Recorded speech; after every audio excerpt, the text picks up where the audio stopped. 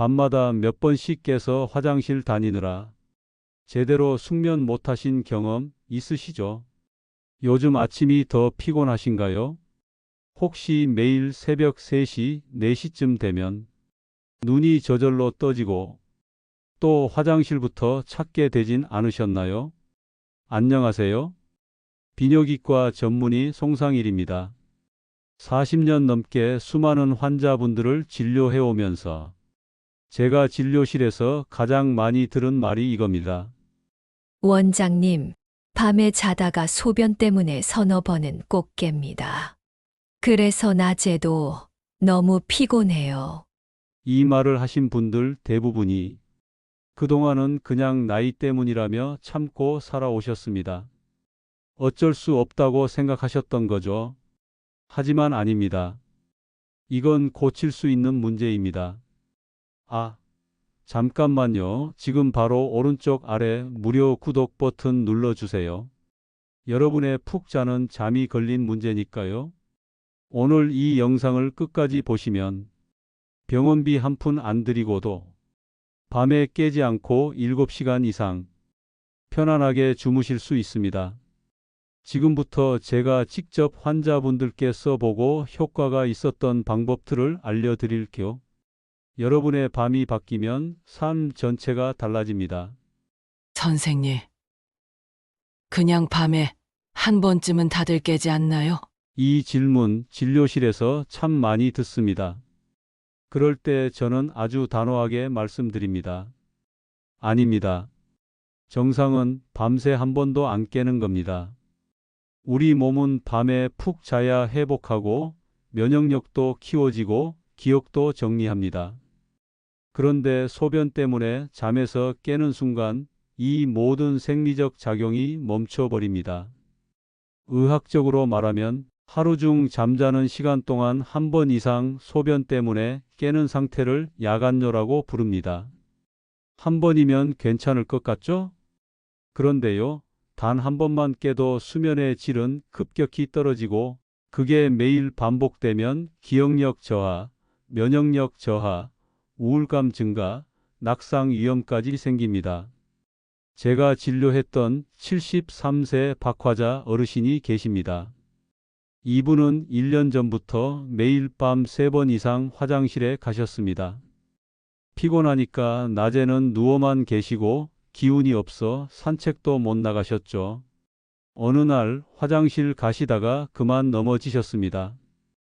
허벅지 뼈에 금이 갔고 2달 가까이 병원 침대에 누워 지내셨죠. 그렇게 말씀하시더군요. 그냥 소변 자주 보는 나이라고만 생각했는데 그게 병이었네요. 이 말씀을 들으면서 제 마음이 너무 아팠습니다. 야간뇨는 나이 때문이 아닙니다. 몸이 보내는 경고 신호입니다. 그리고 그 신호는 절대 무시해서는 안 됩니다. 그렇다면 도대체 왜 이런 증상이 생기는 걸까요? 왜 어떤 사람은 밤에 잘 자고 어떤 사람은 매일 깨는 걸까요? 이제부터는 그 원인을 정확히 알려드리겠습니다.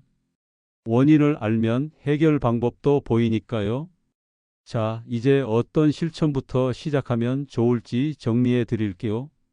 야간뇨를 유발하는 주요 원인 6가지 쉽고 과학적으로 하나씩 설명드리겠습니다. 본격적으로 왜 밤마다 소변이 마려운가? 그 원인을 하나씩 알려드리겠습니다. 첫 번째, 항이뇨 호르몬의 감소입니다. 우리는 원래 밤에 잘 때 뇌에서 항이뇨 호르몬이라는 걸 분비합니다. 이 호르몬은 간단히 말해 밤엔 소변 만들지 마 하고 신장에 명령하는 역할을 합니다. 그런데 나이가 들면 이 호르몬이 줄어듭니다. 밤에도 소변이 계속 만들어지는 거죠. 그래서 자다가 방광이 차고 결국 잠에서 깹니다. 실제로 76세 김수남 어르신은 하루 수분 섭취는 적었지만 밤에 2번 이상 꼭 화장실을 가야 했습니다. 혈액 검사 결과 항이뇨 호르몬 수치가 또래 평균보다 40% 낮게 나왔습니다. 두 번째, 방광의 탄력 저하입니다. 나이가 들면 방광도 늙습니다. 젊을 땐 300cc에서 400cc 정도 차야 마려움을 느끼는데 탄력이 줄어들면 150cc만 차도 요의가 생깁니다. 쉽게 말해 덜 찼는데도 마려운 것처럼 느끼는 거죠. 특히 여성분들 중에 출산 경험이 있는 분들은 방광 근육이 약해져 있는 경우가 많아 더 조심하셔야 합니다. 세 번째, 전립선 비대증입니다. 이건 남성분들께 해당되는 이야기입니다. 전립선이 커지면 요도를 누르게 됩니다. 소변이 시원하게 안 나오고 잔뇨감이 남고 조금만 방광이 차도 금방 마려워지는 겁니다. 제가 진료한 69세 조봉식 어르신은 밤마다 3번씩 깨는 이유가 알고 보니 전립선 비대 때문이었습니다. 약물 치료 후 밤에 깨는 횟수가 1번 이하로 줄었습니다. 네 번째, 과민성 방광입니다. 이건 남녀 모두에게 생길 수 있는 문제인데요. 방광이 너무 민감하게 반응해서 조금만 차도 요의를 느끼고 심지어 가짜 요의까지 만들어냅니다. 한밤중에 일어나 보면 소변은 조금밖에 안 나오는데도 계속 마려운 느낌이 드는 경우 바로 이 과민성 방광일 수 있습니다. 다섯 번째, 신장 기능의 변화입니다. 나이가 들면 신장이 밤낮 구분 없이 작동합니다. 원래 밤에는 쉬어야 하는데 신장 기능이 떨어지면 밤에도 계속 소변 공장처럼 일합니다. 이건 당뇨병, 고혈압, 만성 신장 질환이 있는 분들일수록 더 잘 나타납니다. 여섯 번째, 생활 습관의 문제입니다. 이건 정말 많은 분들이 놓치는 부분입니다. 특히 저녁 식사 때 국물이 많은 음식, 과일이나 맥주, 야식 후 물 한 컵, 이런 것들이 은근히 수분 섭취량을 늘려놓습니다. 또 자기 전에 다리 붓기를 빼려고 다리 올리고 누워있는 습관, 자다 깼을 때 무조건 화장실 가는 습관, 이런 것들이 오히려 조건반사를 만들어 야간뇨를 더 심하게 만듭니다. 이제 본격적으로 야간뇨를 해결하는 핵심 루틴들을 하나씩 알려드릴게요. 야간뇨를 개선하는 5가지 핵심 루틴을 쉽고 구체적으로 알려드리겠습니다. 지금까지 설명드린 원인을 생각하며 이래서 나도 그랬구나 하고 떠오르는 게 있다면 다음 내용을 더 집중해서 보셔야 합니다. 이제부터는 본격적으로 해결 방법을 말씀드릴게요. 제가 수많은 환자분들을 만나면서 효과가 정말 좋았던 5가지 생활 습관입니다. 간단하지만 꾸준히 하면 정말 달라집니다. 시작은 아주 쉬운 것부터입니다. 첫 번째 루틴은 저녁 6시 이후에는 수분 섭취를 줄이는 겁니다. 물론 갈증이 날 수는 있죠. 그럴 때는 입만 헹구시거나 소량만 마셔도 충분합니다. 그런데 많은 분들이 실수하는 부분이 있어요. 물만 조심하면 된다고 생각하시거든요. 하지만 국물 음식이나 수박 같은 과일, 심지어 맥주 한 캔, 이런 것도 다 수분입니다. 몸은 물인지 국물인지 가리지 않거든요. 78세 유정희 어르신은 하루에 물은 안 드신다 하셨는데 저녁마다 국물이 자작한 찌개를 꼭 드시고 후식으로 참외 1개를 드셨어요. 그러니 물을 안 마셔도 밤에 소변을 3번이나 보셨던 겁니다. 이후에 저녁 식단을 바꾸고 나서 딱 일주일 만에 밤에 깨는 횟수가 반으로 줄었습니다. 정말 놀라워하셨어요. 두 번째 루틴은 자기 전에 다리를 잠깐 올리고 누워 있는 겁니다. 이건 조금 생소하게 들릴 수 있는데요. 왜 그래야 하냐면요. 우리 몸은 낮 동안 활동하면서 다리 쪽으로 수분이 많이 내려가 있습니다. 특히 나이가 들면 다리에 물이 잘 고이고 빠지지 않거든요. 그런데 밤에 누우면 그 수분이 다시 위로 올라옵니다. 그게 신장으로 가서 소변이 만들어지는 거죠. 그래서 자려고 누웠을 때 갑자기 소변이 마려운 느낌이 드는 분들, 다리 쪽 붓기가 심한 분들은 이 방법을 꼭 해보셔야 합니다. 방법은 간단해요. 자기 전 30분 정도 침대에 누워 다리 밑에 쿠션이나 이불을 하나 받쳐두면 됩니다. 아주 살짝만 올려주셔도 괜찮아요. 혈액과 수분이 위로 올라가는 걸 미리 도와주는 겁니다. 제가 진료한 75세 박준길 어르신은 하루 종일 의자에만 앉아 계시는 분이었는데 저녁만 되면 다리가 붓고 밤에는 꼭 2번 이상 소변을 보셨대요. 이 습관 하나만 바꿨는데 3일째 되는 날부터 밤새 한 번만 깬다고 하시더라고요. 작은 습관이지만 몸은 그 변화를 정확히 느낍니다. 수분이 다리에서 밤에 올라오느냐, 자기 전에 미리 올려 보내느냐, 그 차이가 꽤 큽니다. 다음으로 세 번째, 네 번째, 다섯 번째 루틴까지 이어서 설명드릴게요.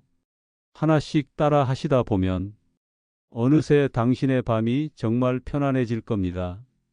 세 번째는 아주 기본적인 거예요. 잠들기 전에 꼭 화장실을 다녀오시는 겁니다. 이게 너무 당연해서 놓치시는 분들이 많아요. 소변이 마렵지 않아도 무조건 가서 방광을 한번 비워주는 게 중요합니다. 우리 방광은 생각보다 여유 공간이 많지 않아요. 그냥 소변을 조금만 모아놔도 밤에 민감하게 반응하거든요. 특히 깊은 잠에 들려고 할 때 방광이 신호를 주면 그때 깨는 겁니다. 제가 기억나는 환자 중 한 분은 65세의 이명순 어르신이셨어요. 밤 10시쯤 씻고 누우셨다가 책을 좀 보시다가 그대로 잠드셨는데 자기 전 화장실을 안 가셨던 거예요. 그래서 늘 1시간 반쯤 뒤 자기 전에 마신 녹차 한 모금과 저녁국이 합쳐져 방광을 자극했고 매일 같은 시간에 깨셨던 겁니다. 이 어르신은 자기 전 루틴에 화장실 다녀오기를 딱 추가한 것만으로도 한밤중에 깨는 횟수가 크게 줄었어요. 네 번째는 많은 분들이 간과하는 부분이에요. 자기 전에 핸드폰을 보지 말라는 겁니다. 핸드폰을 보면 뇌가 자극을 받습니다. 특히 블루라이트가 수면 호르몬인 멜라토닌을 억제해요. 그뿐만 아니라 항이뇨 호르몬 분비도 줄어든다는 사실 많은 분들이 모르시더라고요. 즉 핸드폰을 보면 뇌는 깨어 있으라고 착각하고 몸은 밤인데도 소변을 계속 만들고 있는 겁니다. 하루는 70세 남성분이 오셨어요. 밤마다 화장실을 자주 가서 고민이라고 하셨는데 들어보니 잠들기 전 1시간 동안 뉴스 보고 유튜브 영상도 보시더라고요. 제가 단호하게 말씀드렸어요. 그거 오늘부터 끊으시라고요. 대신 책을 보시든 라디오를 들으시든 뇌를 자극하지 않는 방식으로 습관을 바꾸시라고요. 그분은 딱 5일 만에 효과를 보셨습니다. 잠드는 속도도 빨라졌고 한밤중에 깨는 횟수도 확연히 줄어들었다고 하셨어요. 마지막 다섯 번째, 아마 가장 많은 분들이 공감하실 겁니다. 자다 깼을 때 무조건 화장실 가는 습관, 이거 꼭 고치셔야 해요. 이건 조건반사예요. 몸이 마려워서가 아니라 그 시간에 늘 가니까 그냥 가는 겁니다. 그러다 보면 진짜 마려워서가 아니라 습관 때문에 깨고 깨면 또 가고 이 악순환이 반복되는 겁니다. 68세 임정자 어르신은 밤 2시에 꼭 깨서 화장실에 가셨어요. 그런데 소변량은 고작 70cc 정도. 종이컵 반도 안 되는 양이었죠. 제가 말씀드렸어요. 앞으로는 자다 깨도 마려운 느낌이 확실히 들지 않으면 눈 감고 다시 누워 보시라고요. 처음엔 불편하셨다고 해요. 그런데 일주일이 지나자 깨는 횟수도 줄고 자다 깼을 때도 다시 잠들 수 있는 시간이 짧아졌다고 하셨습니다. 몸은 우리가 어떻게 행동하느냐에 따라 금방 반응합니다. 야간뇨도 마찬가지예요. 단 5가지. 아주 단순한 생활 습관을 바꾸는 것만으로 밤의 질이 달라집니다. 이제 이 5가지 중 당신은 무엇부터 시작해 보시겠습니까? 지금까지 알려드린 5가지 습관을 성실하게 실천했는데도 밤에 2번 이상 깨는 날이 일주일에 서너 번 이상 계속된다면 그때는 반드시 병원에 오셔야 합니다. 단순한 습관 문제가 아니라 몸 안에서 뭔가 더 복잡한 신호가 보내지고 있을 가능성이 있습니다. 가장 먼저 의심해 볼 수 있는 건 전립선 비대증이나 과민성 방광 같은 구조적 문제예요. 특히 남성분들은 소변 줄기가 약해지거나 잔뇨감이 심해지면 혼자 참고 넘기지 마시고 반드시 비뇨기과에 오셔야 합니다. 그리고 여성분들 중에서도 밤에 자주 깨는 것과 함께 낮에도 소변이 자주 마렵거나 가끔 소변이 새는 요실금 증상이 있는 경우, 이건 단순 노화가 아니라 방광 기능에 이상이 생긴 겁니다. 또 하나 중요한 기준이 있습니다.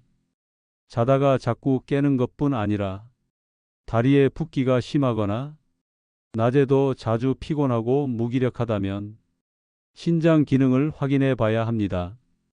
특히 당뇨나 고혈압이 있는 분들은 신장이 서서히 망가져 가면서 밤에도 계속 소변을 만들어내는 경우가 꽤 많습니다. 이런 경우에는 간단한 초음파 검사로 방광과 전립선을 확인하고 혈액 검사, 소변 검사, 신장 기능 검사까지 진행하면 야간뇨의 원인을 거의 정확히 파악할 수 있습니다. 검사라고 해서 어렵게 생각하실 필요는 없어요. 모두 외래에서 당일에 할 수 있고 대부분 건강보험이 적용되기 때문에 부담 없이 받아보실 수 있습니다. 한 가지 강조드리고 싶은 건 밤에 소변 보러 깨는 게 절대 단순한 일상이 아니라는 겁니다. 그게 습관에서 오는 것인지 아니면 우리 몸의 구조나 장기 기능에서 비롯된 것인지 그 차이를 분명히 알고 꼭 필요한 경우 전문가의 진단을 받는 것, 그게 결국 건강한 노후를 지키는 가장 현명한 선택입니다. 다음은 지금까지 말씀드린 야간뇨 해결법을 다시 한번 정리해 드릴까? 그리고 실천을 지속하기 위한 아주 중요한 팁들도 함께 드리겠습니다. 지금까지 설명드린 내용을 한 번만에 다 기억하기는 쉽지 않으시죠? 그래서 지금부터 다시 정리해 드릴게요. 첫째, 저녁 6시 이후에는 국물, 과일, 맥주까지 포함해서 수분 섭취를 최대한 줄이기. 특히 나트륨 많은 국물이나 과일은 조심하셔야 해요. 둘째, 자기 전에는 다리 올리고 30분 누워 있기. 낮 동안 쌓인 다리의 수분을 위로 올려줘서 밤에 신장이 갑자기 작동하지 않도록 도와주는 겁니다. 셋째, 소변이 마렵지 않아도 자기 전에는 꼭 화장실 다녀오기. 방광을 비워줘야 밤에 갑자기 요일을 느끼지 않아요. 넷째, 핸드폰은 잠들기 30분 전엔 꺼두기. 뇌가 자극받지 않도록 해줘야 멜라토닌도 항이뇨 호르몬도 잘 나옵니다. 다섯째, 자다 깼을 때 무조건 화장실 가는 습관은 멈추기. 진짜로 마려운 느낌이 아니면 다시 누워 눈 감고 잠을 자 보세요. 이 5가지 정말 간단해 보이지만 하루 이틀 하고 말면 아무 소용 없습니다. 꾸준히 해야 몸이 반응합니다. 최소한 일주일, 더 좋게는 2주간만 정말 성실하게 실천해 보세요. 그리고 팁 하나 더 드릴게요. 실천한 내용을 메모지에 적어보는 겁니다. 오늘 물을 몇 시 이후에 안 마셨는지, 다리를 몇 분 올리고 있었는지, 자기 전에 핸드폰을 껐는지, 이걸 하루하루 짧게라도 써보면 실천도 더 꾸준해지고 몸의 변화를 더 빨리 느끼실 수 있습니다. 한 어르신은 냉장고 문에 포스트잇을 붙여놓고 매일 밤 자기가 한 루틴을 체크하셨어요. 그걸 2주 동안 했더니 밤중에 깨는 횟수가 절반으로 줄었다고 하셨어요. 그 말씀을 듣고 제가 더 감동받았죠. 이처럼 작은 노력이 쌓이면 몸은 분명히 반응합니다. 우리 몸은 정직하니까요. 다음은 제가 진료하면서 가장 기억에 남았던 야간요 극복 사례 한 가지를 소개해 드릴게요. 그분이 어떻게 회복했는지 들으시면 여러분도 할 수 있다는 확신이 드실 겁니다. 제가 진료한 수많은 환자분들 중 정말 기억에 남는 한 분이 계십니다. 김태선 어르신, 올해 76이셨어요. 고등학교 교장으로 은퇴하시고 조용히 독서하며 지내고 계셨죠. 겉으로 보기엔 건강하고 점잖은 분이셨지만 진료실 문을 닫자마자 이렇게 말씀하셨어요. 선생님, 잠이 너무 안 와요. 밤마다 4번씩 화장실에 가요. 하루 종일 아무것도 못 하겠어요. 검사를 해보니 전립선도 약간 비대했지만 결정적인 문제는 생활 패턴에 있었어요. 저녁엔 늘 국물이 있는 음식을 드셨고 자기 전엔 클래식 음악을 틀어두고 핸드폰으로 뉴스도 보고 책도 보셨습니다. 거기다 밤에 한번 깼을 때 꼭 화장실에 다녀오셨는데 소변량은 종이컵 반도 안 될 정도였죠. 그냥 그 시간이 되면 자동으로 깨는 습관이 되어버린 겁니다. 제가 김태선 어르신께 드린 처방은 아주 단순했습니다. 앞에서 말씀드린 5가지 루틴을 꼭 2주만 실천해 보자고 한 겁니다. 그분은 성실하셨어요. 실천 노트를 만들고 매일 체크하셨습니다. 첫 주에는 큰 변화가 없었지만 둘째 주부터 신기한 일이 생겼다고 하셨습니다. 밤새 한 번도 깨지 않고 새벽 5시까지 푹 주무신 날이 처음으로 생긴 겁니다. 그날 진료실에서 어르신이 이렇게 말씀하셨어요. 선생님, 이게 이렇게 큰 기쁨일 줄 몰랐어요. 오랜만에 진짜 아침을 맞이한 기분이었어요. 그 이후 어르신은 지금까지도 그 습관을 꾸준히 지키고 계시고 밤에 깨는 일이 거의 사라졌습니다. 오히려 식사량도 늘고 산책도 다시 다니기 시작하셨습니다. 여기서 중요한 건 특별한 약을 쓴 것도 큰 수술을 한 것도 아니라는 겁니다. 그저 내가 내 몸을 이해하고 그에 맞는 습관을 만들어간 것뿐입니다. 지금 이 영상을 보고 계신 여러분도 충분히 할 수 있습니다. 나이 때문이 아니라 방치했기 때문에 생긴 문제라면 당연히 생활의 작은 변화로 고칠 수 있습니다. 다음은 시청자 여러분이 지금부터 무엇을 실천할 수 있는지 함께 정리하면서 마지막 행동 결심을 도와드릴게요. 지금까지 제 이야기를 함께 따라오셨다면 이미 많은 분들 마음속에 이런 생각이 드셨을 겁니다. 그래, 나도 한번 바꿔보자. 바로 그 마음이 시작입니다. 거창한 계획이 아니라 지금 이 순간 한 가지라도 실천해 보겠다는 의지. 그게 가장 중요합니다. 이제 여러분이 직접 선택하실 차례예요. 오늘 알려드린 5가지 중 어떤 것부터 실천해 보시겠습니까? 하나만 고르셔도 됩니다. 나는 오늘부터 자기 전 화장실 가기만이라도 하겠다. 나는 핸드폰을 침대에 들고 가지 않겠다. 나는 물 마시는 시간을 오후 6시 이전으로 바꾸겠다. 그 한 가지가 몸의 리듬을 다시 잡는 신호가 됩니다. 그리고 그 신호가 이어지면 밤에 깨지 않고 푹 자는 날이 찾아옵니다.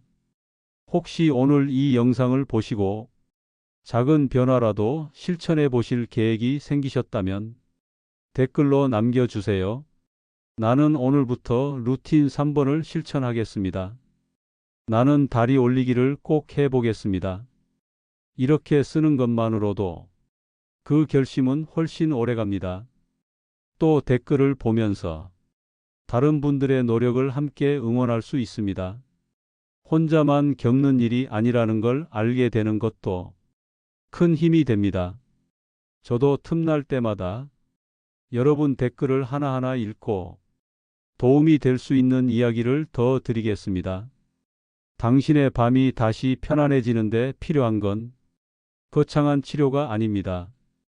그저 나를 위한 작은 배려, 내 몸을 이해하려는 노력, 그리고 실천입니다. 야간뇨는 나이 탓이 아닙니다. 그동안 몰랐거나 그냥 참아왔기 때문에 생긴 겁니다. 오늘부터 딱 5가지만 실천해 보세요. 저녁 물 줄이기, 다리 올리기, 자기 전 화장실, 핸드폰 끄기, 새벽에 참아보기. 병원비 한 푼 안 들이고 밤새 깨지 않고 편안히 잘 수 있는 방법. 여러분도 반드시 할 수 있습니다. 오늘 영상이 도움이 되셨다면 좋아요, 구독 눌러주시고 가족이나 친구에게도 꼭 공유해 주세요. 여러분의 밤이 평안해지기를 진심으로 응원합니다.